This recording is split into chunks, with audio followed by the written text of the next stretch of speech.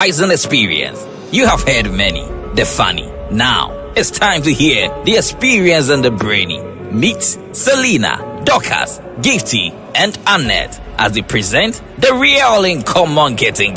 In common BISS chain, the dead, as in Takrenu assume the dead. The real in common getting. Showing live this and every Sunday, 7 p.m. on Era1 Radio on Facebook and on YouTube, Era1 Radio and on Taibo channel. Kaise, so we see the real in common getting ya. What brabon tete? We nyan konkonsa. We the real in common getting.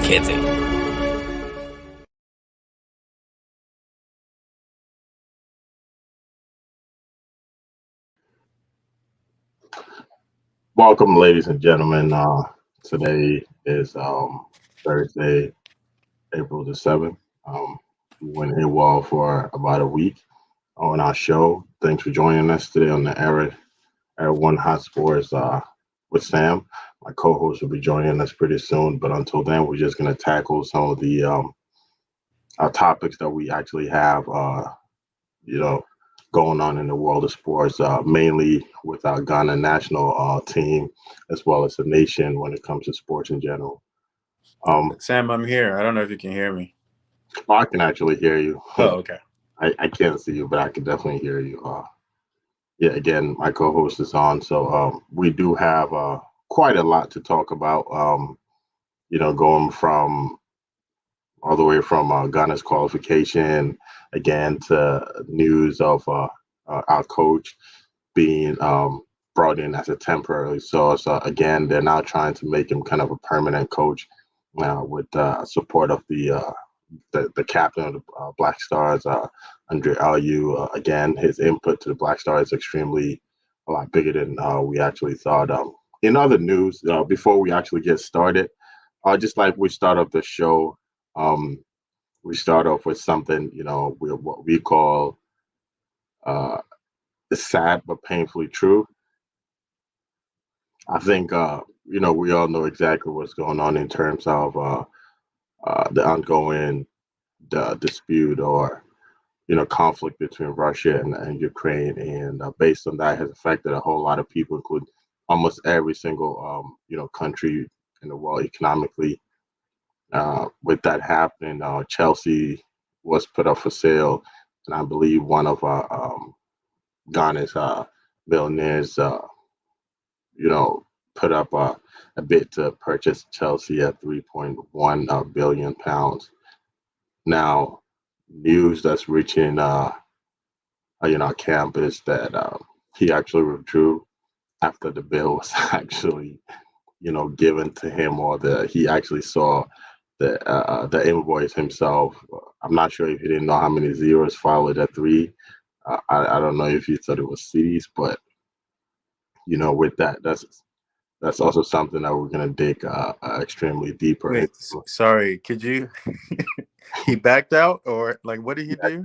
He actually backed out after seeing the The contract. Yeah, Okay. he saw and realized, I don't think he had that many zeros in his account, or he had even seen that before. But as sad as it is, that's painfully true and painfully sad.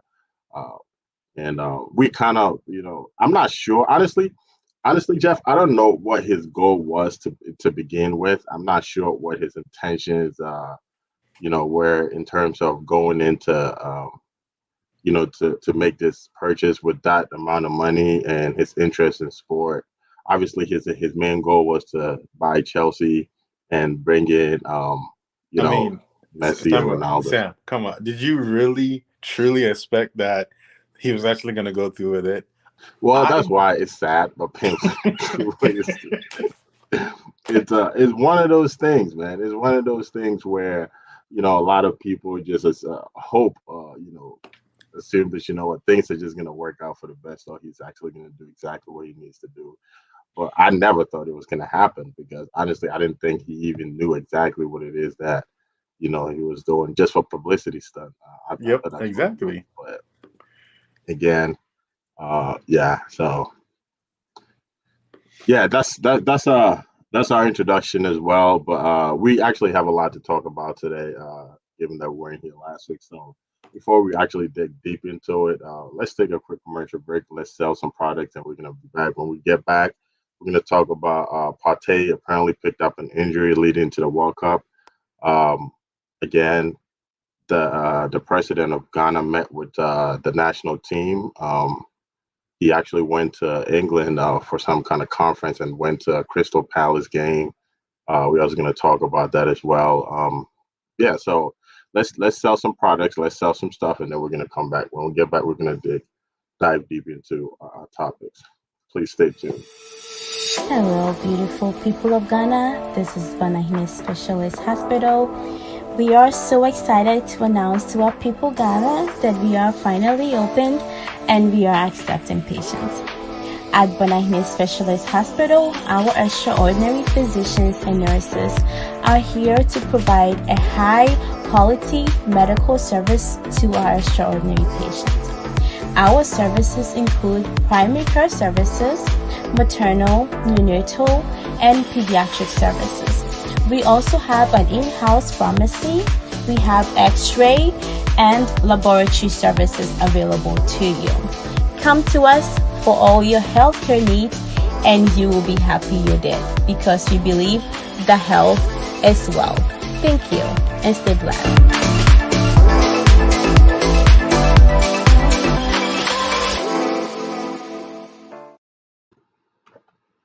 Welcome back, Jeff. If you're still on, I actually want to get you started to get your take on Ghana's qualification to the World Cup. I was obviously starting in November. That one is good news, man. Yeah, It's easy to talk about good news. that's that's the thing, though. Is it good news, or are you? First of all, wait. Were you impressed with Ghana qualifying, or you were actually Oh no. disappointed in Nigeria's performance? One, I was heavily disappointed in Nigeria's performance. Of course. I don't think Ghana won. I think Nigeria lost the game, right? Primarily Yeah. because I mean, if you look at like the first matchup in Kumasi, Mm-hmm. you could tell we brought everything that Of we course. had Yeah. to defend a draw. Like we brought everything, Mm. and that Partey goal, like, was a fluke goal. Partey is a defender. He's not one of our forwards or attacking. He's not even an attacking midfielder. No, not at all. See, and so for him to get that up front and then take a shot that goes through a crowd, and it's like also the goalie actually got a hand on it. Mm. It was, it was a goalie mistake that led to that. I'm not discounting like the magnitude of the goal. He scored. Every goal is a goal. Penalties are included, right? Mm-hmm. But Mm-hmm. it's like we can't look at that and say, yes, we're ready for the World Cup. We're gonna get massacred. Right. It's like we're not ready. But the thing is, we have what 5, 6, 8 months between now and the Mm. World Cup. Let us enjoy that time, right? And also, I think, but and I think we said this a couple weeks ago when we were discussing it. It's Mm-hmm. all about buying time. Right. The coaching staff needed to buy that time. Mm. They were brought in at a time where it's like they didn't have a lot of time, they didn't have a lot of opportunities to be able to Mm-hmm. put their system in place and things like that. Mm. So to be honest, like it could have gone either way, and we'll be Of course. sitting here. Technically, we should be having the same conversation that we should have been we will be having, or we would have been having if we lost the game, Right. because they didn't have a system in place. It was really just figure it out on the pitch, and they Mm. did. But that is not a system that you can replicate. That is not a system you can. I was reading somewhere today that Hudson Odoi is getting his Ghanaian passport. Potentially will switch.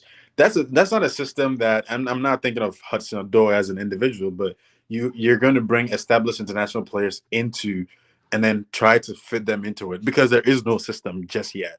Mm. Eventually, hopefully, there will be. With more training time, getting to spend a little bit more time with the players, there will be. Mm-hmm. But as Mm-hmm. of right now, it's a fluke win. We need to enjoy it, and then we need to prepare like we have no chance at the World Cup. That's I kind of thought the same way, a similar way, if not the same. I was quite disappointed, in Nigeria's performance. I mean, granted, you go away, and then you're able to secure. I mean, you actually played against a team, right?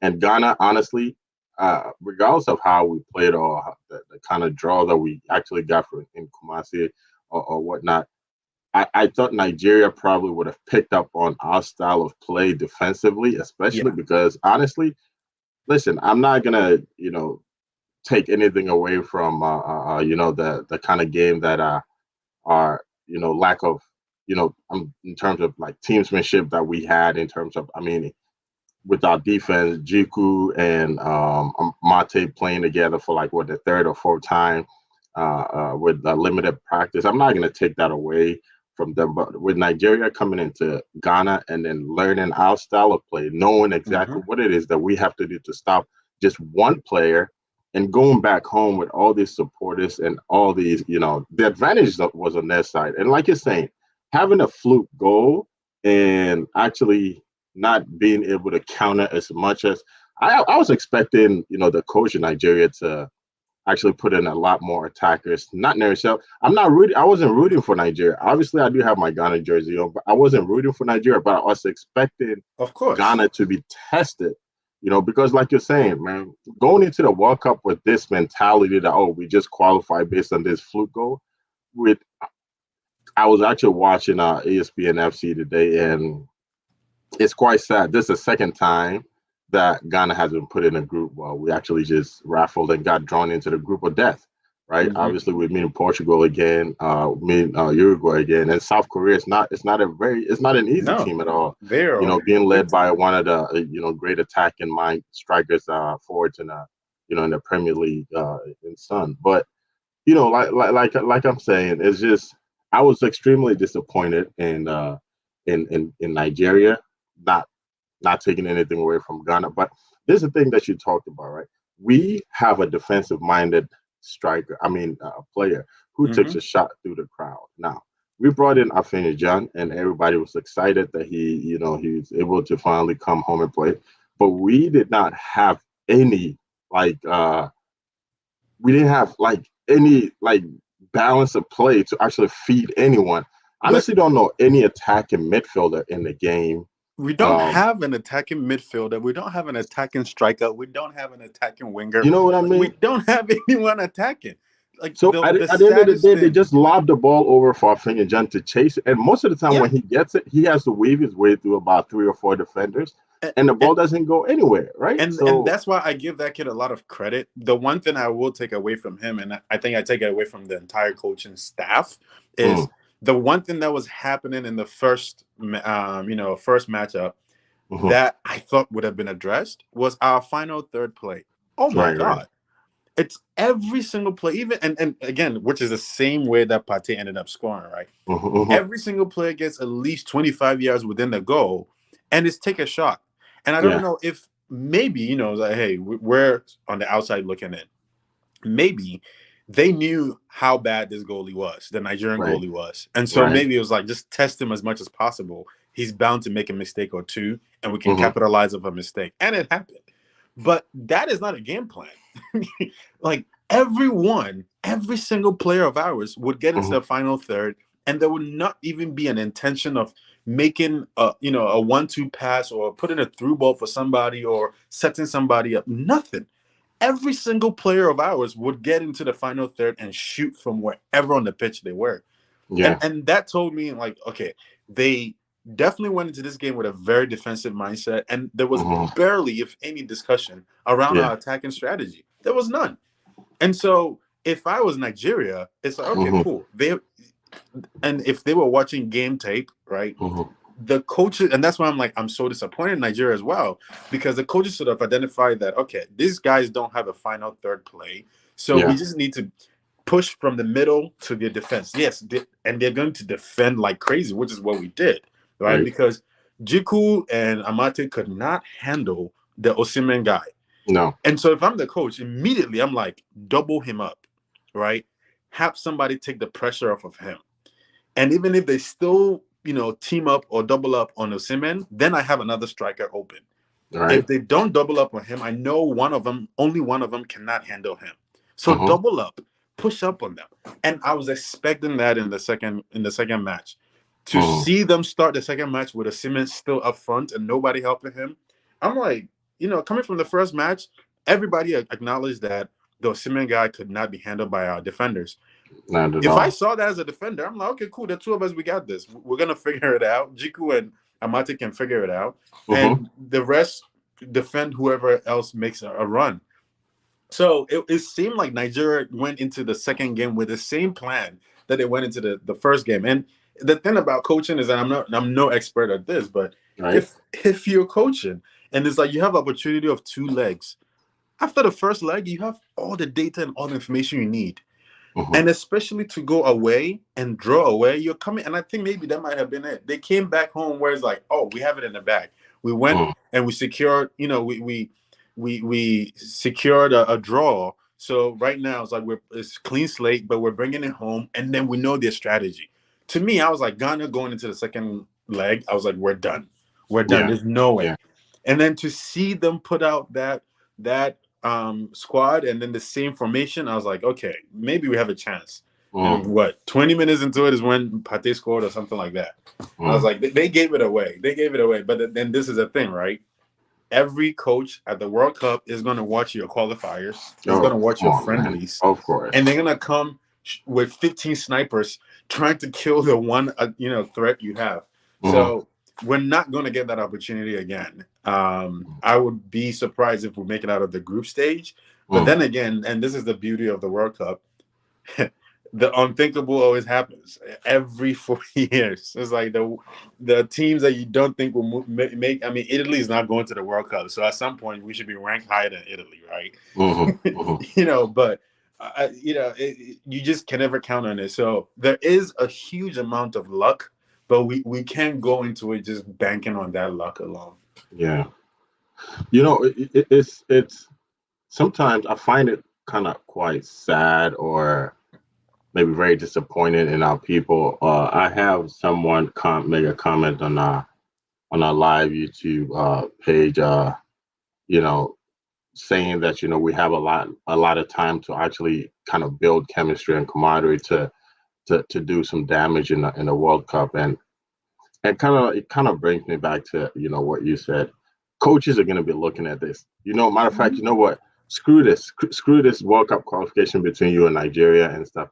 They're gonna go back like a year, 2, 3, AFCON, right? They're gonna go. They're gonna look at it and see how bad you guys did. They're gonna look at it and see how, like, in terms of progress, in terms of climbing up the ladder of success for as a national team. They're gonna see that the kind of the steep decline that you guys have actually gone. And you look at this. You look at this particular situation, with our national team, and people are celebrated.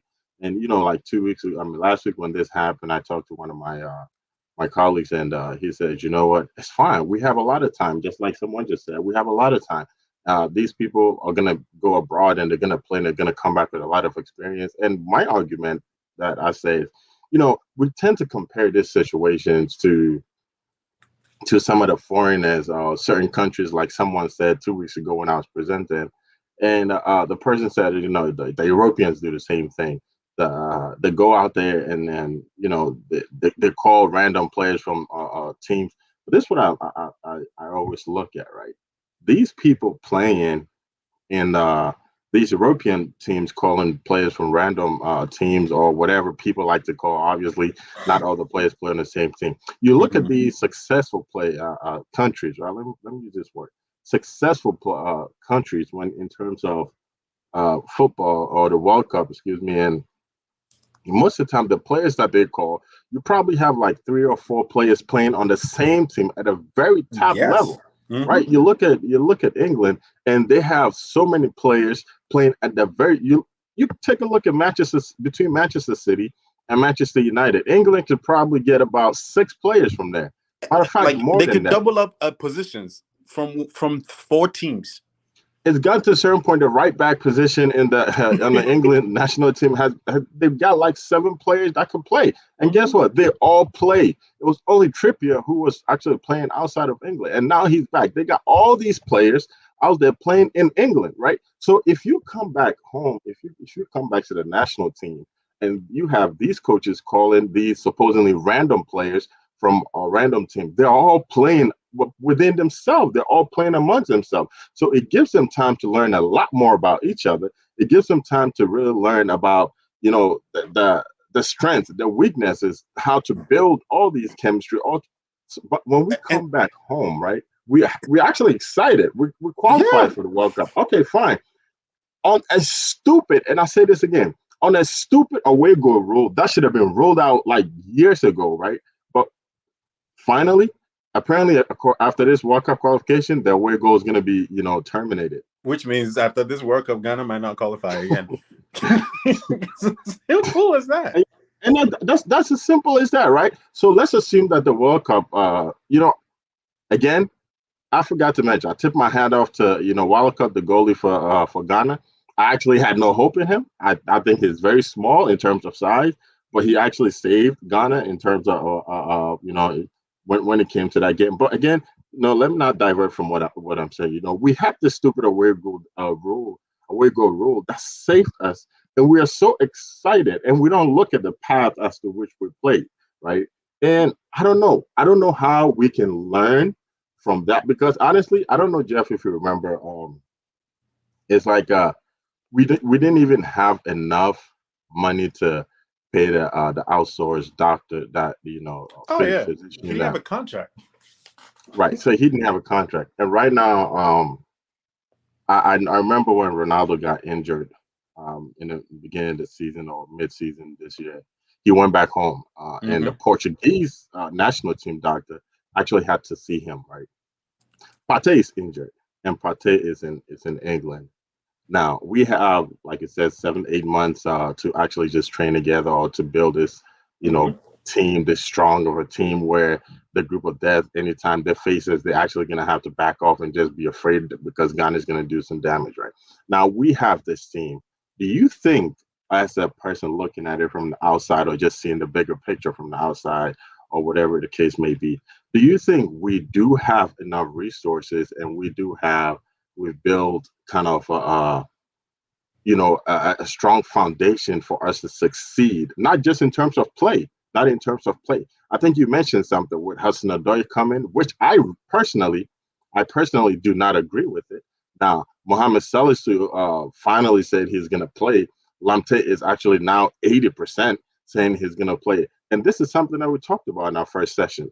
We have all these players working so hard, and rather than just giving them an opportunity, whether it's to fail, it's okay for us to go and fail. But it's called rebuilding, right? You rebuild, and I think you've even made a comment before. Manchester has been rebuilding for what? How many years? And it's going to keep getting better, right?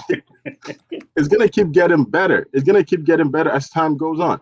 But we're looking for this immediate success that I don't think is actually available to us. So right now, like we're all of a sudden gonna cut some players and just bring in all these international players with international experience, with in the likes of Hudson-Odoi, Salisu, Lamptey, and I think there's a kid from Ukraine, obviously, who is much younger and all that stuff. So with all these in place, do you, as a person looking at it and the love for the game and the love for your nation, do you really believe that we do have the necessary foundation and resources to succeed in the World Cup? So the gut reaction response is, of course not. Yeah. But then the thing is, and this is my thing, and this was what I said a couple weeks ago, where it's like we need to give this coaching team, this management team, resources, support, and time. Right? Like going back to Partey being injured, you and I, between you and I, right? And we don't even have the kind of resources that GFA is supposed to have. We know at least one, what's it called? Ghanaian, maybe not Ghanaian born, but Ghanaian, sports medicine specialist, Kofi Ajimai, right? Yeah. Who could be providing services to Ghana and athletes, at the national level, right? But one, it's like when we start to tap into talent, we shouldn't only be tapping into local talent or talent that is immediately available, right? As much as we're putting effort into finding players who are in like all corners of the world, we should be looking for the same resources, right? there's some people. I'm like, not to put Kofi on the spot, right? But I'm sure if you were to tell Kofi, hey, look, for a lesser fee than you usually charge for a short period, finite amount of time, right? Maybe 3 months leading up to the World Cup or something like that, and the duration of the World Cup, some kind of like agreement, pay structure or whatever. Like there's so many Ghanaians in the medical field, in the sports medicine field, in the US, right? In the UK and Europe, who may be able to support. But we don't put in that effort, right? And the primary issue being that if you go have these conversations, people are going to have expectations, right? I don't think any medical or health specialist here would go for any kind of would go for anything similar to the kind of contract situation that the previous doctor had, right? So when you want the services of people who have gone and specialize and hone their skills abroad, it also comes at a price that you have to be willing to pay into, and that's where we're not making the right investments. I don't know, right? But then you mentioned a few things. The other thing is chemistry, right? How these players play together at the national level and also at a club level so much that they're able to. The other part we shouldn't also forget is that even if, let's say, if you look at a lot of the countries, I would say mid-table countries globally, right? Even if their players are not playing with their national team players, they're still honing and sharpening your skills on a daily basis because you're playing against high-level talent, right?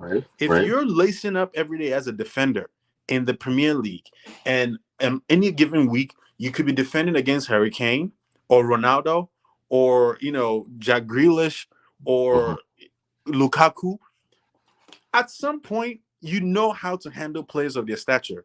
But I'm sorry, our best player, if you take Partey out and Jordan Ayew out, right? Even Jordan's brother, he plays in Saudi Arabia. I'm sorry, who is he playing against? Who is sharpening his skill? Iron sharpens iron, right? What iron is in Saudi Arabia that is sharpening his skill? None, right? It's an easy way out. I'm not passing any judgment on his career, but I'm just trying to say the level of play that he's playing. The moment you bring him into AFCON, yeah, he may be able to hang in there. But at the World Cup, especially when we're in the same group as Ronaldo, in the team that will have Ronaldo, Bruno Fernandes, and Diogo Jota in the front three, I'm sorry. Like, our players are not playing against these players on a day-to-day basis. So not only is the chemistry lacking, the individual strength and what's the word I'm looking for? Expertise that they would have built up over time is also not there. Of course, yeah. We're pulling players who are playing in B or C leagues, or second division, third division leagues across countries you've never heard of, right? So yes, for me, I'm not so much for the Salisus and the Odois and the Lamptes from a kind of taking advantage of the situation perspective. But the thing is, and this is what I said the first time I was on the show, was, look, I don't have an issue if they come in and they have an ulterior motive of what they want to get out of it, which is they're looking for a platform to boost their careers. But my thing is, make them work for it. You as a coach, now you have something valuable, right? You know what they want. You know why they're there. So it's like, okay, cool. I can't stop you from getting it. I can't hold it away from you, but I'm going to make sure you earn it, because it is in the act of you earning it. That's when I'm also going to get what I need out of it, which is winning games, right? So if you want to come in and, use it as a platform, of course, sure, why not? But while you're using it as a platform, I'm going to get what I need out of it. My coaching team is going to get what we need out of it. And there's going to be a structure that you have to follow. And if you don't follow it, there are consequences, right? So for me, I'm not so mad at all of these players all of a sudden coming out of the woodwork saying, there's the same thing happened in 2010 with the Kevin Prince Boatengs of the world, right? Let them come. Whoever wants to come, let them come. But the thing is, let them also understand that there is a standard that we're not there yet, but we're aiming for. And we expect you to not necessarily just bring whatever level of quality you have at your club level, but then also come and elevate those around you past that level if we can. Because when we go to the World Cup, it's every country picking the best and brightest that they have across the world to come and compete. So my thing is, let them come. Oh my God, let them come. But when they come, it's an expectation that they have to meet. And if we don't hold them to that, then they'll come and then they'll get whatever they want out of it and leave. And they've gotten what they want out of it. But then we're the bitter ones always saying, yeah, they used us. They used us. I don't care if you use me. I'm going to use you too. And so maybe that's the mentality we should be going into this with, where it's like, let's milk as much as we can out of them and make sure that by the time they're leaving, they feel like, yeah, I got what I want out of it. But we're also satisfied in saying, yes, we also got what we want out of it. And no harm, no foul, right? So that's my mentality. That's my take on it. Is like, sure, let them come. But I mean, in terms of going to the World Cup and being able to compete against, like, you know, the group of death that we're in, again, like going back to what you were saying earlier, if I'm a coach, like, I'm going and picking the Ghana versus Comoros game because they dismantled us, right? And I'm looking at how on with the same back four, the same back line that we used. Exactly, it was the same back line, same goal, right? Nothing has changed. And the thing is, if you look across the breadth of African soccer, right now, Ghana, we're not known for our attacking prowess. We're known for our defense. Jeff, not to cut you off, you know, our right back that we actually used to start both Nigeria. The 35-year-old guy? He's hey, Jack, that guy is 4 years older than me. And, you see, and this is what I'm saying, right? We like you have we'll be off that. You know, you have players in the like of Trent, younger generation. You have on one side, you know, you have players Ben Chilwell, Luke Shaw with massive experience regardless of his age on one side, playing at a top level for so many years, right? And now they're about to face a new discovery of a 34-year-old or something like that.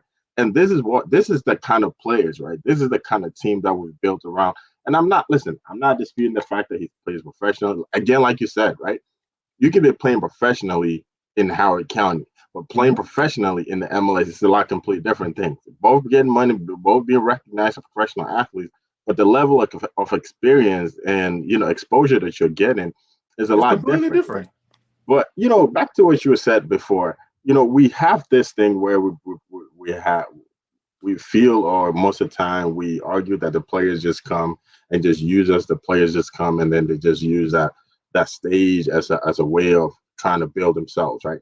At what point are we going to sit up and just learn from what happened back in 2010? We had the Kevin Prince. We were able to invite him after we qualified.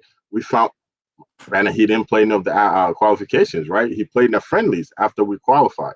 We found him everything. He started playing after the World Cup.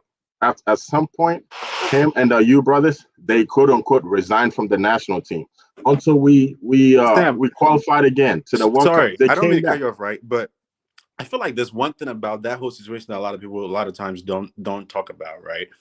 When they were going to, I remember, I think 2014, when they were going to Brazil, they came to DC. To I think they were at the embassy, a few other places. I saw them in a club. You know, and this was like a 9:02 before they were supposed to play the friendly against the US in Miami. And I was very shocked, but I was like, okay, sure, why not? But when they came, one of the things that I think we don't talk about enough is, and this is no slight on, I think, because it goes both ways, right? If you have somebody like the current coach, Ado, right, who has developed his career and has developed his coaching and managing style abroad, when he comes to coach Ghana, right, and there's a good amount of local players in there, there's a disconnect. You could see there was a disconnect between Kwesi Appiah and the foreign players, right? Whereas like they're used to a certain level of, you know, just camaraderie between them, and like, you know, there's a hierarchy there, but there's still a level of camaraderie between players and coaches, right? There's still a type of relationship that players and coaches have. Personally, and I'm generalizing based on my personal experiences, Ghanaian leadership style is just very different from the kind of leadership styles I've seen abroad with organized sports, right? Yeah. So for me, it's like, if you have a lot of local players, the local coach and the management teams usually have a better way of managing those players. That it's like you being born and raised in Ghana and your child coming to grow up here and you trying to raise them up, right? There's always going to be this incongruence, right? There's this discord always there. and Mm-hmm. and that's something that I personally felt like was a critical issue in the Mm-hmm. Mm-hmm. way that the players responded to Kosiapia and Esike Okonos and like the local, because we tend to build our national teams with foreign players, right? Mm-hmm. If you, I mean, Thomas Partey, yeah, he grew up in Ghana, played in Ghana a little bit before he went abroad. But Mm-hmm. even with him, for the past, I'll say, better part of the past decade, he's been playing abroad. His Mm-hmm. senior career has been shaped and, like really been formulated abroad. And so what he responds to, I'm sorry, the GFA and local coaches are just not up to that standard, right? But Mm-hmm. then they have their style that may work in the way they engage with local players. So if we're going to target foreign players, I'm very happy for the fact that we have a coach who has that experience playing abroad in those kind of systems, who can relate to them, hopefully, in a Mm. way that will not repeat what we experienced with the Kevin Prince Boateng's, right? Okay. Because quite frankly, you and I, we talk about this all the time. Me, with my accent and the way that I talk and dress, when I get to Ghana, I acknowledge the privilege I have, and sometimes I take advantage of it. Okay. And so players are human beings, and I can see them doing that too. Where Mm-hmm. if a coach is scared to stand up to a player because of Ebruche Naba, that's not gonna last, right? Mm. And the reality of it is that's just what happens. So I think that's one thing that I'm hoping is not going to repeat the problems that we had in the Mm. past. But with that said, it's still unpredictable, right? Mm. So this is the thing though, right? We actually have these players with those of us on YouTube watching on YouTube trying to ping me. We do have a comment section. You guys can put your comment in there. We'd be more than happy to read it out loud and respond to it. Um, Again, and back to what you were saying. So we have a system, right? My whole thing is a system. Now we qualify for the World Cup. We're gonna invite all these young folks and all these things out there. Now, do you think this is the time, right? Let's forget everything that has happened, right? I don't want to relive in the past. I just actually want to focus on now and tomorrow, right? Do you think this is the time for us to sit anyone who decides to join the team, right? Anyone who decides to, assuming Hudson Odoi's contract, I mean, what a decision to acquire a Ghana passport, which I also read was actually true, right? Let's assume all these things are actually correct. Let's assume that Mohamed Salisu Lante coming to play for Ghana. Let's assume it's correct. Don't you think it is time, right? And I 100% agree with you. It's actually it's always okay to actually have a coach who has actually kind of had an exposure, the same exposure as the player, to actually Mhm. just be in the same field because they have some kind of connection, right, in terms of ways of thinking or approach to the game. Don't you think it's time for us to sit all these players down during this World Cup and say, hey, of course, we are obviously just looking forward to greatness from every single individual.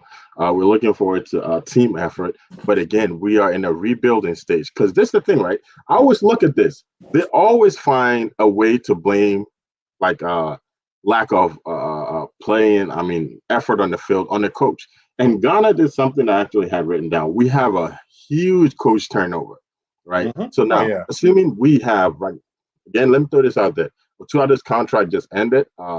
He was brought in on interim basis to help qualify him and three other people, including Chris Hughton.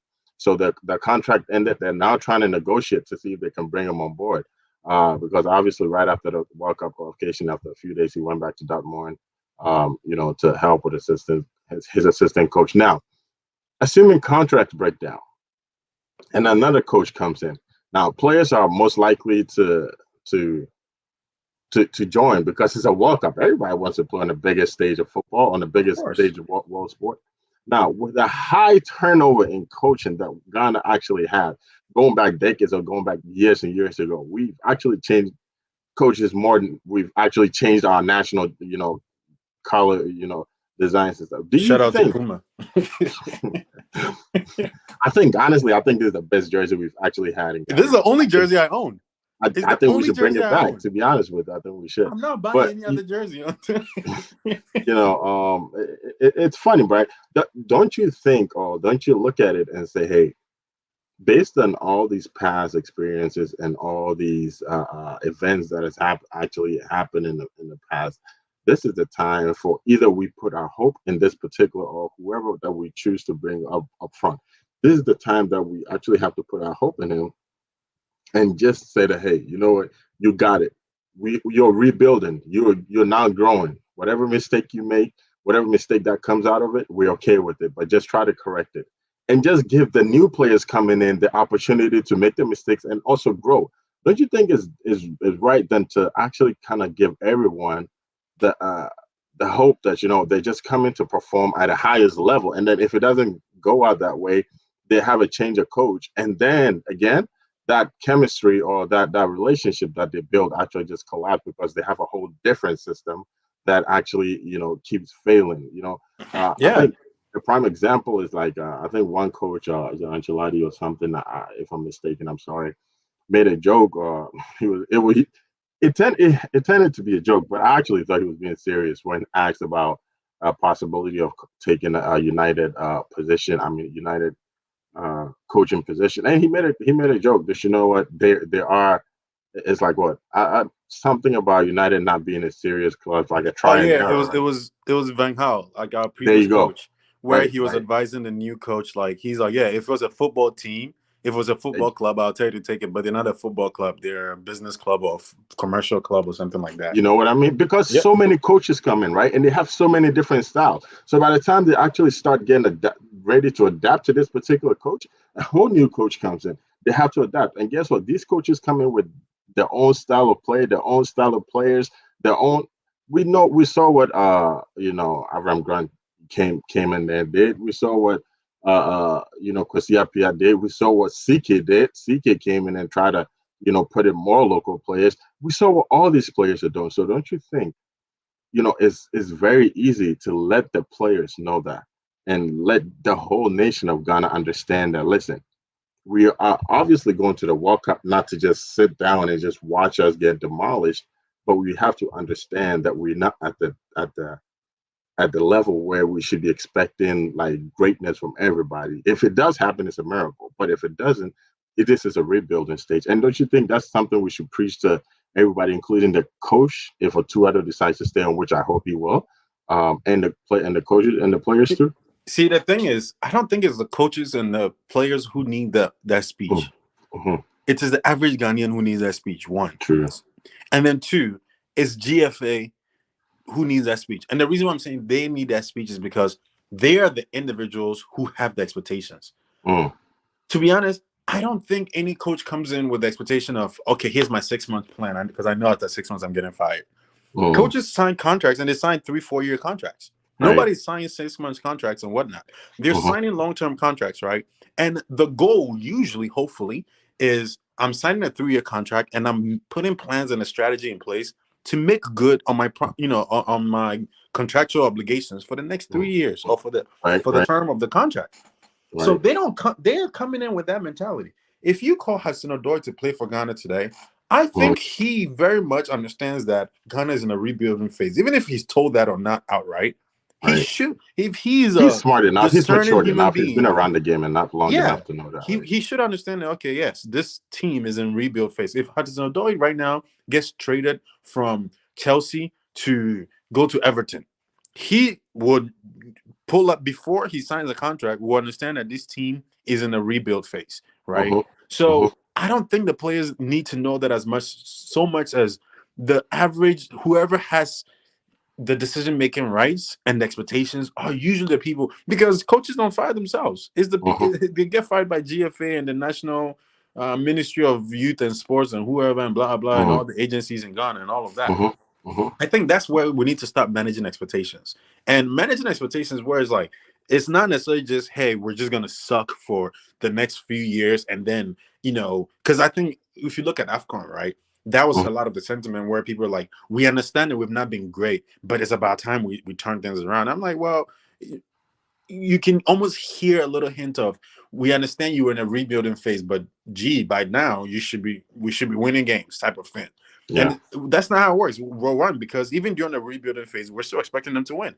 But rebuilding phase doesn't necessarily mean that we go a long stretch of losing games and then we just start winning overnight. If not, Manchester United is due a good run. Of course, yeah. Right. So Mm-hmm. it's understanding what does a rebuild actually entail, right?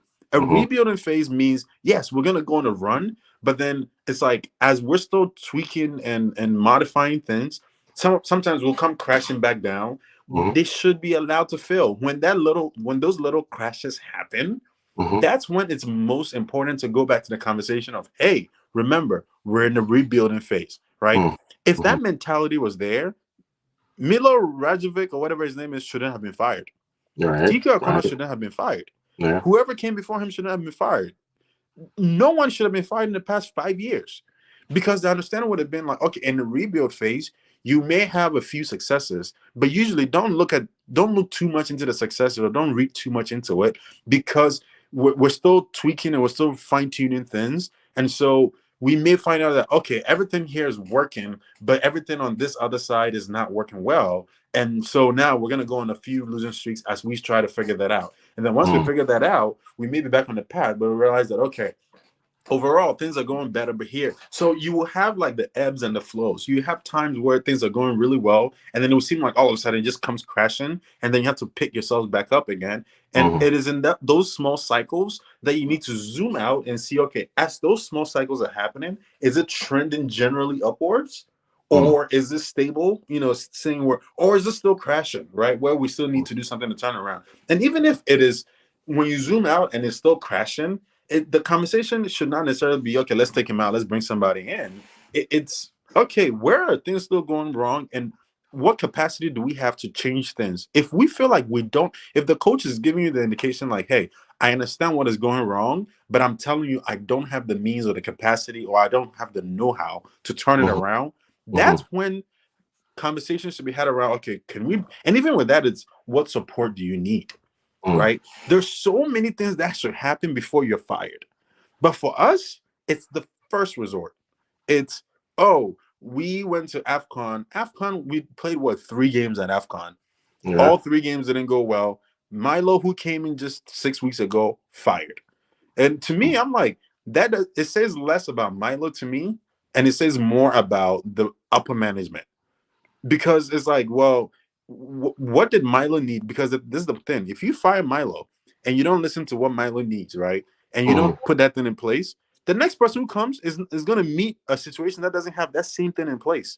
Are you going to give it to the next person? And if the answer is yes, why didn't you give it to the last guy? If I'm interviewing for the job as a coach, they would be sitting in the hot seat, because I'm going to be like, well, what do you think made the other guy fail? And if you tell me everything was based on him, that's still reflective of the upper management, because it's like, well, if you guys knew all of this, why did you still allow him to continue failing? Why didn't you give him the help and support he needs? Right? We and that's the thing, right? For me, it's more of like just a Ghanaian cultural thing, where it's like we're more focused about the blame. And it's like we look for scapegoats. So every bad situation happens, we're not scrambling to figure out what is the best solution. The first instinct everybody has is, who did it? Who's at fault? Who's to blame? And then, okay, fine, we find out who's to blame. Then the second thing is punishment. But I'm like, that has nothing to do with the solution that is required for the problem. And that's where we are. So for me, it's not the players per se. It's not the coaches, especially if we're bringing in players and coaches who have played in other systems. That's not a conversation that anyone who's discerning should know, that this is in a rebuild phase. If it were up to me, right, this summer, I don't care what team you play for. I don't care if you play for Manchester United or City, or you play for Chelsea, or you play for Real Madrid or whoever. Every Ghanaian player who is, first of all, give a timeline for every player who wants to play for the national team to commit to the team. So within, like, the next month and a half, get your house in order, and indicate your what's the word I'm looking for? Eligibility to play for Ghana. And then once every player has said, yes, I'm eligible to play for Ghana, I've done everything I'm supposed to do, then the coaching team goes back and says, this is our talent pool from which we're picking from, right? And then they make the decision. And that way, you don't have any coach or any team or any scout run into any corner of the world chasing a player. Can you come please play for us? We know who's committed and who's not, right? And so at this point, that's the talent pool you're working with. Then for every player who's committed in that selection process, it's, hey, would you be able to step away from your club duties, like preseason duties? I'm not talking about like when the season starts, but preseason duties. Forget you going to China to go play against some charity team in China just for your team's morale, whatever, and commit this summer to training camp with Ghana. And then I would try and get as many as I can friendlies to begin working out some of these kinks. I don't care if it's a friendly against a local team. I don't care if it's a friendly against, Togo and I'm not going to say Comoros because they can actually beat us. But, it's like, I don't care who it is against, right? Try to get as many reps and as many cycles in. Right? So by the time that, yes, because what a lot of people are not recognizing is the World Cup is starting in November. We're 7 months away.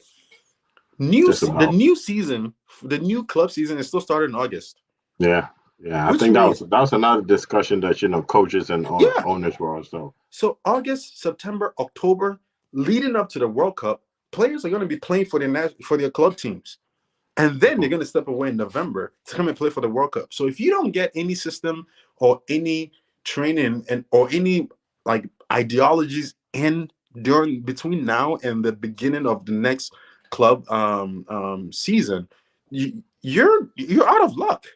Yeah, that's the only time you have. And then there's the problem. Even if you do get that thing instilled in them, the problem is they're going to be gone for another 4 months and then come back. You're hoping that they remember it. But at the very least, if you have something to work with, it becomes like, okay, in between the club games, it's just reminders of what we learned in the summer. That's how you should be thinking about it right now. That is a 7-month plan. Just get into the World Cup, right? And that's what the coaches should be presenting to upper management at GFA and National Youth and Sports or whatever organizers, and them being able to provide all the means and so it's like, if at that point, if it's the Ministry of Youth and Sports that is reaching out to clubs and being able to try to help players secure time away during the summer, away from, because it's easier to ask for permission away from preseason games than a season opener or something like that. That's what we should be doing. But to me, again, are these conversations happening? If they're not, we're only setting ourselves to show up at the World Cup with our flag and then go home after the first week. So this is the thing, though, right? We talk about all these things. Do you believe, or looking at just the 2 games? Honestly, he's being judged by just 2 games, which I've been saying for weeks, and I feel bad for him at this team. Do you think they should maintain him, like, going forward? Obviously, there's, like I said, we have a few months ahead to prep, to get players together, and also try to build that, camp that everybody desires. Every player just wants to be at and just learn from each other, as well as just building that chemistry. Do you think Otuado and his team should be brought back? Do you think they did a great job? Mind you, beginning of the season, the show, obviously, we both just expressed how disappointed we were in Nigeria. We didn't think Ghana played any outstanding game. Obviously, I have someone just comment that, Ghana did well because Nigeria's level is not to the point of Comoros or anybody that we played in the African Cup. Nigeria is all the way up there. Mind you, Nigeria was also eliminated. But again, like I'm saying, being disappointed in Nigeria and Ghana qualifying on an away goal, one away goal, do you really have trust and hope in this particular coaching staff that we had going into? I mean, to be honest, like, what am I comparing it against, right? Am I comparing it against previous coaching and management teams, or am I comparing it to other management teams that other countries have now? If I'm comparing to previous teams, to be honest, to previous management teams that we've had, I don't know. Again, to your point, they've only played 2 games. Yeah. They've played 2 draws. Let's not forget, 2 draws. This is not even 2 wins, 2 draws. So we don't know. I'm not going to say because it's 2 draws they're bad. I'm also not going to say because it's 2 draws you're good. We won and we progress on a technicality. So that's why I'm like, their judgment is still, the jury is still out. And so let's not sit here and go, Otuado is the best option for Ghana, period. Right now, he's the only option, right? Because he knows he has 2 games in better than with this current squad, better than whoever would pick up right now. That's just something he has that nobody has. He has 2 games with his current squad. So my thing is, let's build on that. Let's build on that until we get to a point where we're like, okay, this is not working. Or let's build until we get to a point where like this is working like a dream. But until then, I don't feel really comfortable saying yes or no because we just don't know. It's too premature. Yeah. I honestly, like I said, I would prefer, given that, especially with Chris Heaton also being on there. So we do have a comment. Do you think Otuado would have been maintained if Ghana lost to Nigeria, or he wasn't interim level to only qualify for that's one of the things from Charles. I'm not sure to answer that question. That's a debate, and I think we've said. I mean, to be honest, the answer is actually honestly did not think they would maintain him. Honestly, I didn't think they would maintain him because honestly, you don't bring a coach in, right? So you go from an African Cup of you go from firing like CK, you bring in someone else, Milo, you bring in Milo during the African Cup of Nations. Obviously, he doesn't do well. You bring in a coach, and then you make him an interim coach. Obviously, I don't think they had any intentions of keeping him if he did not qualify for the World Cup. So again, looking back and sitting back in my chair as Otuado, I'm asking myself, why should I accept this thing, knowing that the next time, even if we were eliminated during the group stages, I don't think I'm going to have a job. So unless he has a contingency plan with Dortmund, I don't think he actually needs to be he needs to be taking a position, or he needs to be taking a permanent role with Ghana, because honestly, like you said, we haven't, the people who need to hear this, the GFA and the people, the average Ghanaian has not really embedded that in their head that, listen, we are in a rebuilding stage. And until they get that, Otuado's job is not safe. And like Charles, to answer your question, being an analyst in Sydney, I don't think he would have a job. I don't think he would have the captain of the Black Stars you begging him to stay, and with the president also giving him a call saying that I hope you stay out there on national television. So I don't know. That's my take on it. And honestly, if he takes the job, sure, because he's been able to, especially with him and Chris Hughton out there, Chris Hughton having a Premier League experience and everything. Hopefully he'll be able to, convince some of these folks that people believe. I don't believe it. People believe with this outside experience will help our team. Hopefully he could be able to convince them. But honestly, I don't think like giving him a role is actually going to solve anything. And I don't think if he had not qualified, I don't think he would still be out there. Ghana would still be on the verge of looking for a coach, and we're always going to just do Fefe Kobo or just, with this. And then also, let's acknowledge the fact that there wasn't a long line of credible people trying to take this job after Milo was fired. Yeah. So let's not make it seem as if we went and got the best out there. Now we're testing him to see we're not the best. Like we're not some choice, first rate selection for a coach out there. No, we're not. So it's like I think we need to turn the lens a little bit where it's not what Otuado have. The question is Otuado willing to still stay? Yeah. Because we're at the mercy of whoever wants to who's capable of coaching us, right?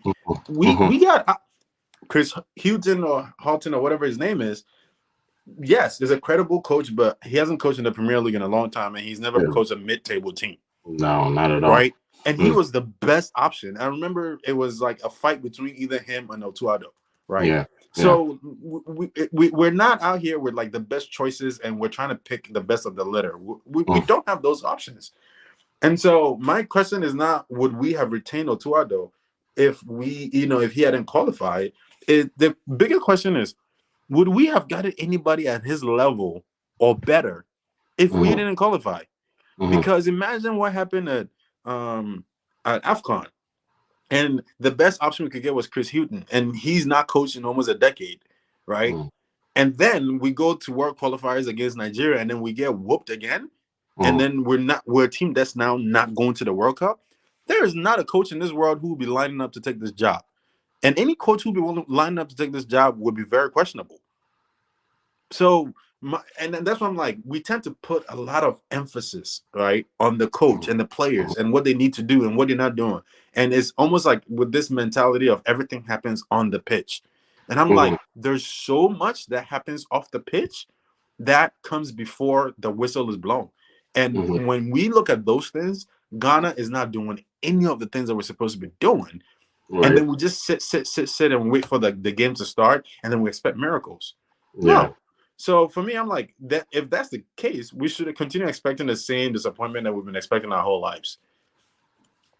Yeah, I think we have one of our listeners just confirming that he was not able to according to one of his interviews on national television, that he was not able to accept a full-time position because of his contract with Dortmund. But I know those. I'm actually aware of those contractual obligations, and it only applies to head coaches. Tuado is actually an assistant. He's not a head coach, and that contractual. You see, they say certain things, right? And that's the thing, right? Like Jeff, I think you said this before. They're not open to the people who are in full support of them. They're not open to the Ghanaian people. They put out this propaganda, this news, just to get people to believe exactly what they want them to believe. So he comes on TV and then he gives us this false narrative. And obviously nobody in Ghana, especially the average sports listener, is not going to go out there and just research and just look into certain things to believe that it's true, right? So they just believe exactly what it is that has been told to them. But in respect to what you're saying, of course we didn't have a bigger pool. It came down to two coaches, Chris Houghton and Otuado, where you see that's the thing. This is what I always talk about, right? Local, supporting our local. Did you know, is it that the GFA, one of the GFA guys actually did make a comment about rather going for a foreigner than go for a local, by saying that he's not gonna he would rather have Chris Houghton be a head coach rather than Otuado. Like the lack of trust, the lack of like passion that we have to support our own and actually just put faith in our own to be like, what, let's just give him a little trust, let's just give him a little push, let's just give him a pat in the back and see how far he's gonna take us. I think we were just in Ghana when the local coach actually took, I believe, is it Togo to World Cup for the first time. I actually forgot his name. He took Togo to Africa for the first time, and it was years, right? We had talked about giving this coach an opportunity in Ghana, and it was never given to him. But like you're saying, not having that big old pool of coaches, that we could have actually picked from. I really believe, and I think, and I hope that Otuado actually stays, and if he doesn't, I don't know.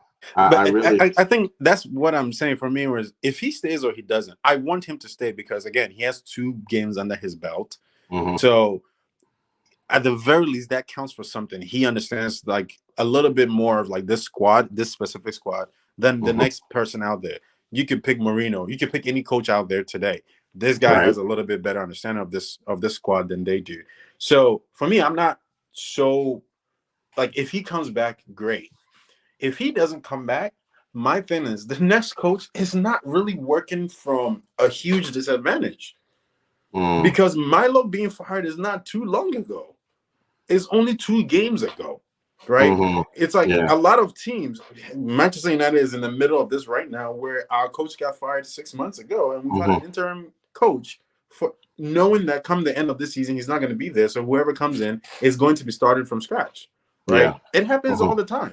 So for me, it's not a make or break it, because the way I see it is like he has 2 games under his belt. It goes, in his favor. But the reality is he has only 2 games under his belt. So there's still time to reconfigure things and figure out a way to push this new squad in a new direction. The thing, and this is what I say all the time, there isn't a strategy in place. I'm sorry, like from the outside looking in, there isn't a strategy I can see in place. Looking at how they were playing on the pitch and how they were attacking on the pitch, there isn't a strategy in place. The only strategy I can tell is defend with your lives, right? Yeah. That is not something so difficult for the next coach to pick up and run with. right? So they're not starting from scratch so much so that we just need to find the best person available, to be honest.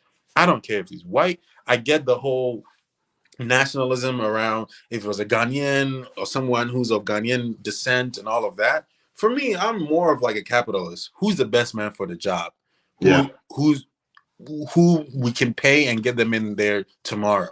If it's Otuadu, I'm happy. He has 2 games under his belt. So for me, he's not working so much from a plain sheet. But if it's somebody else and they're the best person qualified for the job, so be it. Again, the conversation goes back to managing expectations and putting a project plan in place that everybody buys into. That we as a nation buys into it and go, okay, cool. This is the plan. The plan is going to have some pitfalls. We're going to have some moments of joy until we get to a point where we can all say, we're going to have some metrics that we can actually look at and say, yes, we're trending in the right direction, or no, this is not going according to plan. That's what is needed, whether it's Otuado or Jesus Christ, whoever it is. The fundamentals need to be in place. That's what Portugal is doing. That's what even Italy, who got kicked out of who's not going to the World Cup, has a better preparation than we do. Yeah. Right. So it's like we can't go stand in front of Italy and laugh at them, because you're looking at us like, bro, you're not going nowhere with the current plan that we have. We can go far if we have a better plan in place. But right now, where we are, it's not much to work with. So, before we actually just log off and, just leave you guys for the day, we just have just quick, right? Yeah. So from Charles Boyson, I'm sorry if I'm not mentioning your name correctly. He said, honestly, a good coach plus indisciplined players equals failure, right? Yeah. Great players plus bad coaching gives the same result. You need committed coaches, committed and skilled players to win the game. And it's something we've been talking about for a few weeks, Charles. If it's your first time listening in, we always talk about the discipline of players who actually, and we obviously use the likes of players who feel like they have friends that they can play, so they actually try to pull them into the National League. We don't think that GFA actually has control over what really happens in the national team in terms of looking for quality players, but they actually just let certain figures or political leaders actually determine how the national team is ran. Because obviously you look at the AU brothers, and there's been several games where I'm being a Chelsea fan. I've seen several Italian games where I've seen Jorginho being dropped because his form had gone down tremendously at Chelsea. There's been several games where I've seen Lukaku being dropped out of a game, but we see this whole season the great Jordan Ayew had scored just 2 goals. He's just had his second goal, and he's been playing every single game, including the African Cup of Nations. But again, Charles, you are absolutely right, and it's something that we need to speak on, and we obviously need to just voice our opinion to make sure it goes further than Sam, there's another question, and I think it's a really good question, where somebody's asking, what are the expectations for this current squad at the World Cup? Would getting out of the group stage be enough, considering our recent form? For me, it's too early to say. Yeah. And quite honestly, we won't be able to say it until a week. The last friendly that we play before the World Cup would be the best time to respond to that question. Yeah. If we're looking at our recent form, it's not anything. It's horrible. To go by. I don't think we're even gonna win a single game against those players. But the thing is, there's also 7 months between now and then, right? Yeah. There's also players we're bringing in. We don't know what the chemistry of those players is gonna look like. We don't know what strategy the new coach is gonna put in place. We don't know how much support, financial, administrative, whatever it may be, support that he's gonna get, right? The beautiful part, and the reason why I like this question is we can actually determine what those expectations are based on how we prepare, what we do between now and November. If we do the right things between now and November, there's only one direction where we can trend in, where it's like improve the expectation. If we go on the same path that we've been going, and again, I'm not going to say Otuado is going on the same path because I don't know. Again, with 2 games under his belt, it's too early. But if, let's say, come this summer, we play 3 or 4 friendlies and realize that, Jack, everybody is still shooting from 40 yards out, Yeah. at that point, then you can tell, okay, maybe expectations shouldn't be high at all going into the World Cup, right? Yeah. But if we're playing friendlies this summer and you can tell that, okay, yes, we're not scoring goals, but we're trying to, connect and make plays in the final third, and people are actually like picking their head up and looking for runs and making negative, it's like if we see that improvement happen on the pitch this summer, then it's like, okay, well, we can expect us to at the very least get out of the group stage. But we can't say it's too early because the other thing is, this is a reality. I don't know how many people are watching right now. I don't know how many people are listening, right?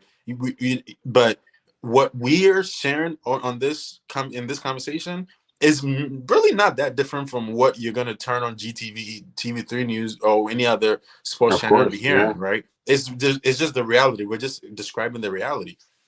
If we start kind of casting uh, uh, uh, a decision on where we think, or expectations, sharing low expectations, the players are human beings.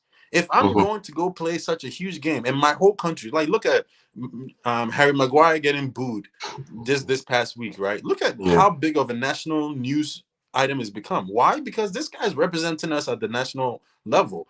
Why Yeah. are we trying to kill his spirits, right? So Mm-hmm. my thing is, I don't want to begin killing spirits, not knowing how much effort and work the teams are putting in, right? Mm-hmm. You never know who's listening. You never know how much of an effect it's going to have on them. Mm-hmm. I can say, I can listen to whoever says what about me, and I get on the pitch and I play however I need to play and then move on.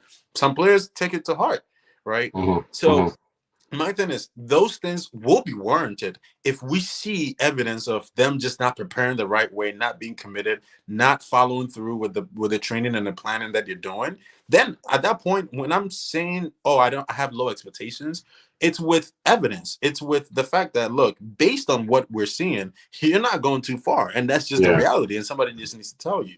But if on the flip side of it, on the contrary, if what we see during this summer and the preparations they're making is promising, it's also encouragement to them, like, hey, you guys are on the right path, so let's just keep going down that path. I just don't want this based on how I feel right now to say, yeah, my expectations are low, they're not going to make it anywhere, because we can speak it into existence and then we're like, well, see, I told you. And I gain nothing out of it, we as a nation gain nothing out of it. So my thing Yeah. is, let's wait and see. Let's wait and see what kind of preparation goes into place, what the decision making looks like, how Mm-hmm. are we actually performing on the pitch, how are we performing off the pitch, and with regards to managerial issues.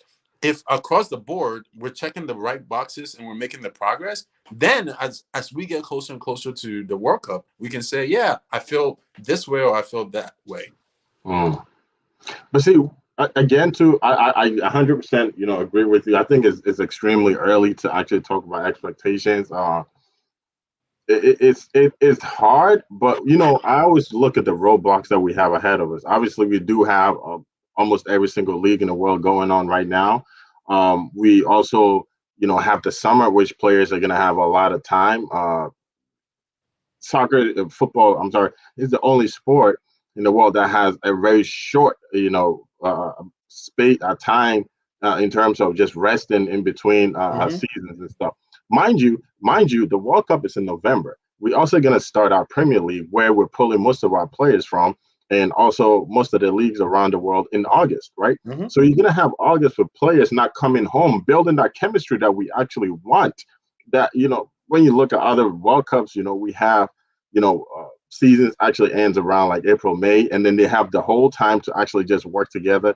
We're not going to have that ample time, cutoff time, from May, June, July, August, 3 months, right? 2.5 months. And then the season starts. Mind you, they're going to have to go back to training camp for their club way before the season starts in August, because they have all these international games to play, friendlies and everything. So practically about 6 weeks. And so I think we are at a disadvantage, and we have to look at it from like right now, right? But like you Mm-hmm. said, I think we have to give it a little bit of time, play a couple friendlies with some of the new faces that we have, assuming players like Hudson Odoi really joins. I really want to see how he's going to fit in. If it's going to be the ball carrier, if it's just going to, just sit up and just have people work the ball and give it to him, or if we're just going to be able to, he's going to be able to get along, or the coach is going to be able to get along with the players, as well as the players also having a positive attitude towards, because we're talking about Ghana, like Charles said, right? Charles said Ghanaians will definitely just take the head off a coach, right? If he did not qualify for the World Cup. Even during friendly games, if Ghana really did not qualify, I remember during the 2010 World Cup, I think we had played against Netherlands before the World Cup, and Netherlands demolished us like 4-0 in a friendly. Oh, I remember. I remember what happened when Ghanaians were just going bizarre. A lot of people were going crazy because they felt like the team was a failure. We can't go to the World Cup, but that was our best World Cup, and Ghana really like went forward in terms of being the only African country that really went forward and being eliminated. It's just a Ghanaian thing. Like, you talk to Africans across the continent, Africans across the diaspora, and they keep telling Ghanaians across, whether it's about music, whether it's about tourism, whether it's about entertainment, whatever it is, we just never appreciate our home for some reason. Everybody looks at us and goes, man, you guys have something good. And Ghanaians are busy trying to beat it to death. I mean, it's the same thing with our leaders. It's like our leaders, and then we beat them to death. And as soon as they go, we're like, oh, that guy was pretty good compared to this current idiot. And then bring a new. We just never take the moment to really try to understand and give the time for things to grow. We want that microwave success, where it's just like, boom, we want somebody to, and that's why a new coach will come in, right? Just go back a few weeks ago and look at all the conversation that was going on around Otuado versus Chris Hughton, right? GFA wanted Chris Hughton, Ministry of Sports wanted Otuado, or whatever, however it was, right? I was looking at them both like, based on what? Yeah. Like, based on what? But you had people like legitimately like, yeah, this guy can take us to the promised land. I'm like, based on what information? And that's what I realized. We Ghanaians, and I wrote myself into that, we just make a lot of decisions and points just based off of pure emotion and what our expectations are, and not based on data. And that's why, because of emotion, even if a coach is trending in the right direction, they have, like, take this Ghana game, right? Imagine went to AFCON, we did well, so Milo wasn't fired, right? And then we came to play in Nigeria. Let's say it wasn't for the World Cup qualifiers. Maybe it was even a friendly with Nigeria, just because of emotionally how important that game was. Because we wanted to beat Nigeria. Forget if it was us playing the World Cup qualifiers against any other team, it wouldn't have been as serious as given the fact it's Nigeria. If he had lost that game, he could have gotten fired after that. Oh, of course, yeah. And that's why we make a lot of decisions based off of emotion. And so for me, I'm like, we're wasting our breath trying to change the type of expectations Ghanaians have. Because I'm not trying to bash Ghanaians. I'm a Ghanaian myself, but it's like a lot of times you realize that the public discourse is not about facts. It's not about what is actually happening and looking at data and looking at metrics and say, okay, given point A, data point B and C and D, this is what we're seeing, and therefore this is the decision. We don't move like that as a people. For us, it's, what have you done for me today? Forget yesterday. Forget what you already have in place. Forget what you have in place to do for me tomorrow. If you've not done it for me today, get out of the way and bring another person. And we're always going to get disappointed. Well, if we have to really keep digging in, it's something that we would have to talk about, throughout the whole night and possibly tomorrow and the day after. But we're going to end, our discussion here. We'll definitely pick it up next week. Hopefully we will have, a lot of things, and we will be able to accommodate most of our viewers to also come in and share the views and thoughts. But I'd like to thank my co-host and every single viewer out there, and also Charles, Josh, and Ghana Boy, and anyone else who actually commented or just watched. Thank you, and until next week, see you and stay safe. Thank you. Hello, beautiful people of Ghana. This is Banahine Specialist Hospital. We are so excited to announce to our people Ghana that we are finally open and we are accepting patients. At Banahine Specialist Hospital, our extraordinary physicians and nurses are here to provide a high quality medical service to our extraordinary patients. Our services include primary care services, maternal, neonatal, and pediatric services. We also have an in-house pharmacy. We have x-ray and laboratory services available to you. Come to us for all your healthcare needs, and you will be happy you did, because we believe the health is wealth. Thank you, and stay blessed.